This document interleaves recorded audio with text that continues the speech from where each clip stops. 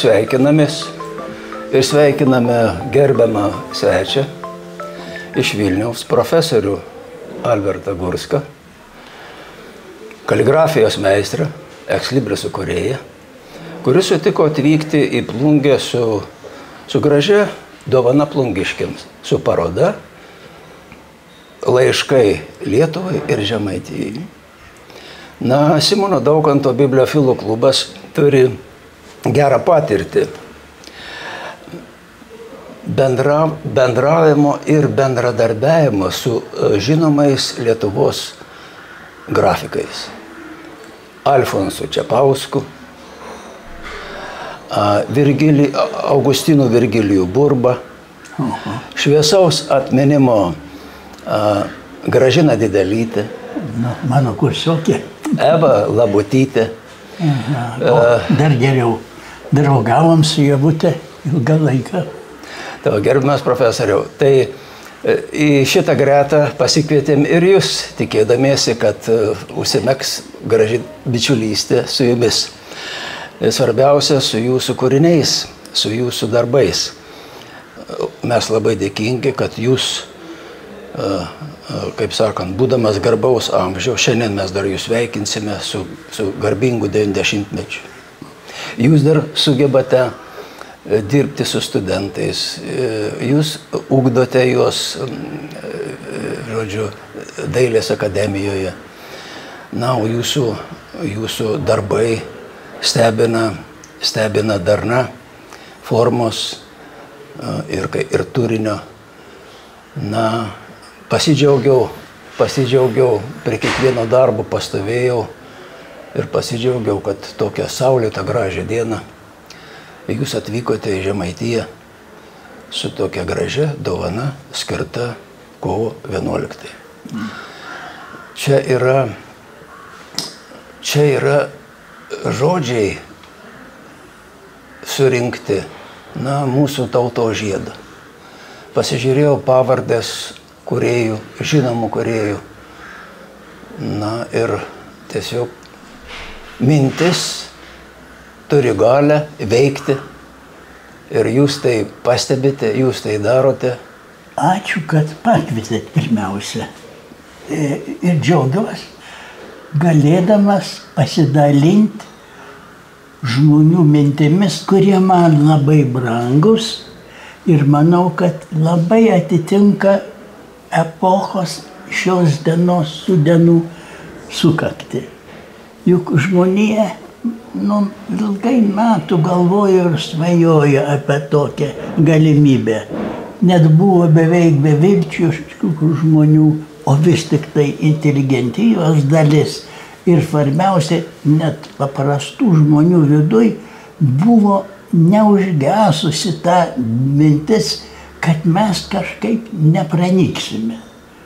Nors kiekvienas didžiosios tautos tik save gerbė. Ir dabar, reiškia, jeigu nuvažiuoja į Prancūziją, jam atrodo, kad mes antraeiliai, tenai, žinot, nuvažiuoja į Angliją, taip pat tavęs neskaito. Nors mes savo išmintim nieko blogiau nenusileidžiam. Man atrodo, didžiausia bėda, kad mes manom, kad mes nevykę, kad mes žemesni, tik kažkas kita aukštesni. Vat šitą, man atrodo, mums visiems reikia skelbti ir daug šnekant, bet kad pajustų žmonės. Kad mes nesam žemesnė kažkokio tai lygio, o daug aukštesnė net kurio. Pažiūrėkit dvasinių tokių dalykų, kuriuos čia net paskaityti galite, ne? Reiškia, kad ir patas Čiurlionio tas mintis, klausykit, savo broliui rašo, jau tada aš svajoju, kad būtum toks žmogus, kurios vertinu ir kad tu siektum tiesos, gėrio ir grožio. Nu, daugiaugi nieko nereikia. Labai smagu žinoti, kad jūs iliustravote ir knygų bent 40. Nu, matot, dar svarbiausia Lietuvos statutą. Lietuvos statutą. Sovietiniais laikais kiek buvo problemų, kad tą išleist statutą. Net raidelių nebuvo tinkamų, kad tą statutą išleisti. Reikėjo ieškoti Leningrade, kad atlietų mums tą šriftą, kuris tinkamas tam statutui. Aš į jūsų laboratoriją dar, jeigu leisit, kaip sakant, kaip nors panirsiu. Štai profesorius Albertas Gurskas sako taip. Skaitau, užtinku tekstą, man jis patinka, sakinį pabraukiu, simenu ir paskui kaligrafiškai užrašau. Tai vat taip ir gimsta profesoriaus kūriniai.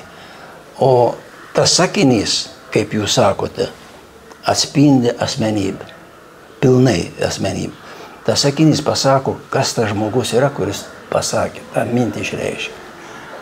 Nu, jūs labai taikliai pasakėt, reiškia, toksai jaunas poetas miręs, reiškia, sako, nesvarbu, kad ta mintis ne mano surasta, bet svarbu, kad mano suprasta.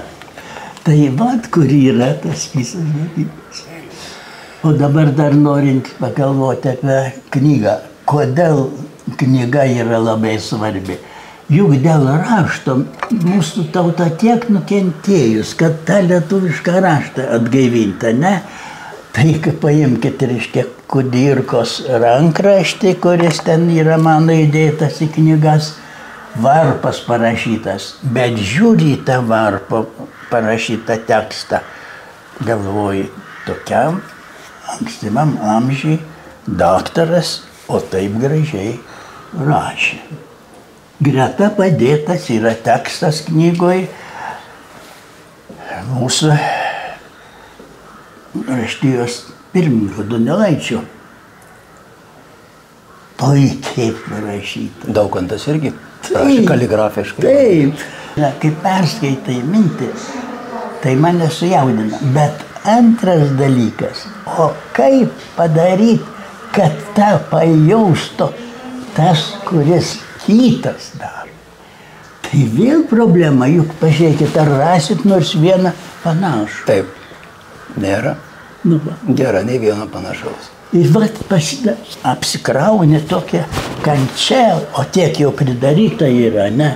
Ir galvoju, o kaip dabar dar šitą padaryti? Va kaip tokį.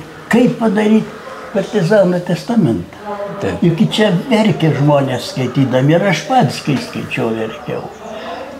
Ir tau kyla problema, ne tokia paprasta. Aš kartu gražiai aš moku rašyti, tai man techninis dalykas.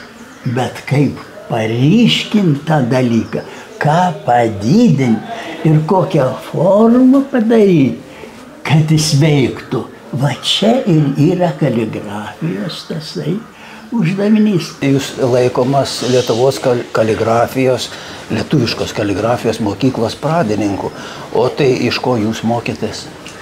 Nu, žinot, pirmiausia, gyvenimas suformuoja, gyvenimo formą, kai sugalvoja, reiškia, žmonės, kurie turi atlikti tą darbą. Žinot, tai čia ne pats sugalvoji, tiesiog papuoli tokią aplinką. Tuo metu, kaip aš, reiškia, buvo labai reikalingi vyriausybė, aš visai Tarybų Sąjungos valdžiai išrašiau sveikinimus. Sniečkui ir visiems kitiems, reiškia, ministrams. Ir kas tai būtų, tai visiems rašiau tas sveikinimus. O išėjai televizijoje, aš dirbau nieko nebaigęs. Ir rašydavau televizijoje, kai nebuvo kompiuterio, ranka užrašydavau visus tekstus. Man būdavo palieka tekstus užrašyti ir gyvenimas pamatė mokytojai mane, kad aš gražiai rašau.